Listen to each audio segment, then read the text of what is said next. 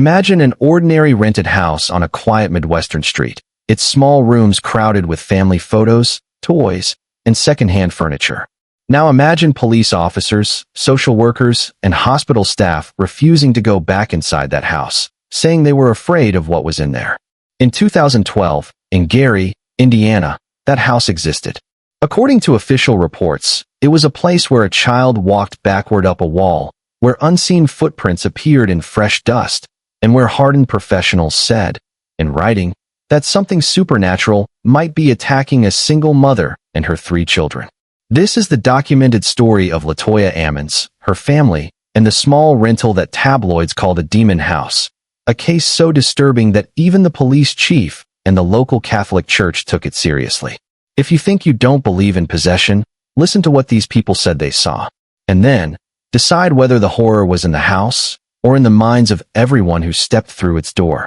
Gary, Indiana is a steel town built on industry and decline, a place once booming with factory jobs and later scarred by unemployment, crime, and abandoned houses.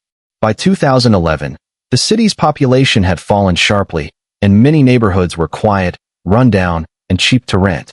In November of that year, Latoya Ammons, a single mother of 3, moved into a small one-story house at 3860 Carolina Street with her children and her mother, Rosa Campbell. The house was unremarkable from the outside, a modest, white-clad rental in a working-class area, bordering a line of trees and other worn homes. Inside, it was cramped but functional, with a living room, kitchen, 3 bedrooms, and a small basement. There were no warning signs, no local legends tied to this address, no whispered stories about curses or violent deaths. According to later interviews, Latoya hoped the house would be a fresh start. In just a few months, it became the center of one of the strangest and most heavily documented alleged possession cases in modern American history. According to the Indianapolis Star's investigation and police reports, the first signs appeared in March 2012. It began with swarms of black flies that gathered on the porch and clung to the screened windows, even in cold weather when flies should have been gone. Rosa Campbell later told reporters that she killed them again and again, but they kept reappearing. At night, the family heard the creak of footsteps climbing the basement stairs, followed by the squeak of the basement doors slowly opening, even when no one was below. When they went to check, the basement was empty. Sometimes they heard the sound of heavy boots on the living room floor or thumps against the walls, but no intruder was ever found. According to the family, things escalated quickly. One night, Rosa said she woke to see a tall, shadowy figure pacing in the living room. When she leapt up to investigate, it vanished, and she felt what she described as a heavy boot kick her in the side. She later showed a large bruise to outsiders, saying she had no other explanation. The children began to complain of strange sensations and voices. According to Department of Child Services records summarized by reporters, the youngest boy, then 7, would sit in a closet talking to someone no one else could see. He reportedly told family members that the person described how he would die. The children's personalities allegedly shifted. They grew withdrawn, angry, and sometimes spoke in deep, unnatural voices. Neighbors would later say the family kept to themselves, but they heard arguments and worried about the kids. One of the first events that terrified them most, according to the family, happened one night when the 12-year-old girl was sleeping.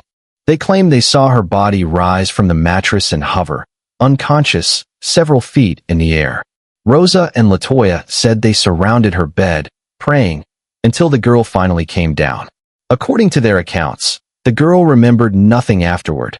Fearful and exhausted, Latoya turned first to her family doctor.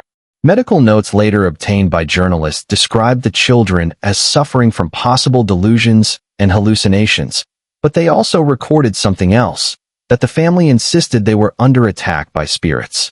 Latoya next went to local churches, seeking help from pastors who told her to fast, pray, and cover the children's room with olive oil and crosses.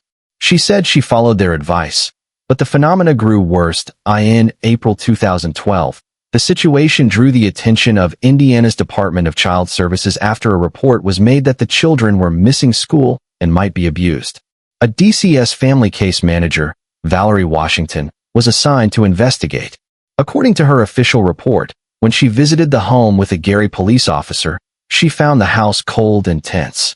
Latoya and Rosa described the alleged haunting, pointing out an oily substance that kept appearing on blinds and walls despite being cleaned.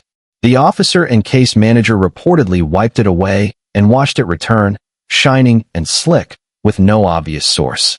Police records list this as unexplained. The most infamous events occurred later that month, inside a hospital and a DCS office, in front of multiple witnesses who later gave statements. On April 19, 2012, after concerns about the children's behavior and safety, Latoya and the children were at a local hospital while staff evaluated the situation. According to the DCS report and interviews with the Indianapolis Star, hospital staff, a DCS worker, and a Gary police officer were present when something happened in a small exam room that none of them could easily explain. Washington wrote that the youngest boy's eyes rolled back in his head, he bared his teeth, and he growled. Then, holding his grandmother's hand, he began to walk backward up the wall. According to Washington and the nurse in the room, he walked backward up the wall to above his grandmother's head, then flipped over her, landing on his feet. Washington wrote that she and the nurse ran from the room, terrified, and immediately asked a supervising doctor what they had just seen. The doctor, according to her report, said flatly that it was impossible for the boy to have done that by natural means. News of the case reached Gary Police Captain Charles Austin, a veteran officer with decades of experience. He initially believed it was a hoax or a sign of mental illness, but agreed to accompany DCS staff to the Carolina Street house. Austin later told reporters that what he encountered there shook him deeply. On one visit, police and DCS workers walked through the rooms, taking photographs and notes. According to the subsequent police report, their digital recorder picked up strange, whispering voices when no one was speaking. Photographs reportedly showed a cloudy, human-shaped figure in one window when the house was supposed to be empty. Officers walking through the basement, which had dirt floors and a concrete section, noted a strange, almost sticky patch of dampness in one corner that they could not trace to any leak. Austin, who had not believed in such things, later said he refused to go into the house alone again. As reports accumulated, the case drew the attention of the local Catholic Church. Father Michael Maginot, a priest at St. Stephen Martyr Church in nearby Merrillville, was asked to meet the family and evaluate whether a demonic presence could be involved. After interviewing them and observing what he described as strange reactions to religious objects, he requested permission from the Diocese of Gary to perform an exorcism. Church officials rarely authorize full exorcisms, but according to Maginot and diocesan statements, he was eventually allowed to conduct several rituals with and without formal approval.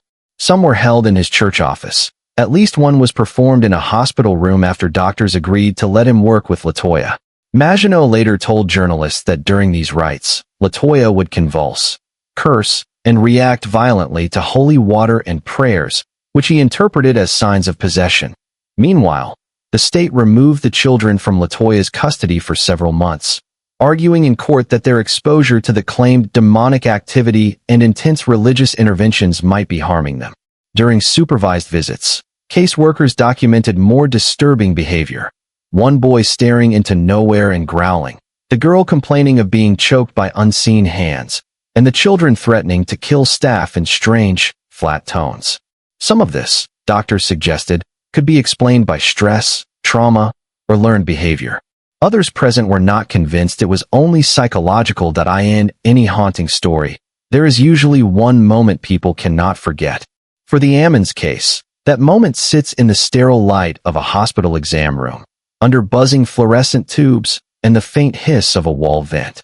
There are no flickering candles, no ancient rituals, just a child, his grandmother, a nurse, and a state worker. They were discussing routine matters of safety and custody when, according to their written statements, the room changed. The boy's face twisted, his eyes rolled white, and a low growl came from his throat, the kind of sound that made trained professionals step back. Washington and the nurse later agreed that he gripped his grandmother's hand and, without letting go, walked backward up the wall until his feet were above her head. In that instant, cold, fluorescent reality collided with something none of them had words for. There were no wires, no visible supports, and no time to stage anything. A child simply moved in a way that defied their understanding of gravity and muscle and bone.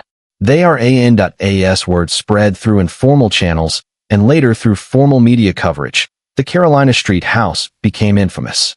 Reporters from the Indianapolis Star eventually uncovered hundreds of pages of police records, DCS reports, and church documents, many of which described the case in sober, bureaucratic language rather than the sensational tone of tabloids.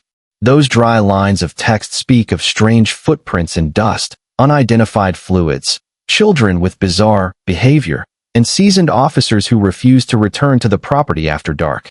The house's landlord denied any previous problems, and no record emerged of earlier hauntings at that address.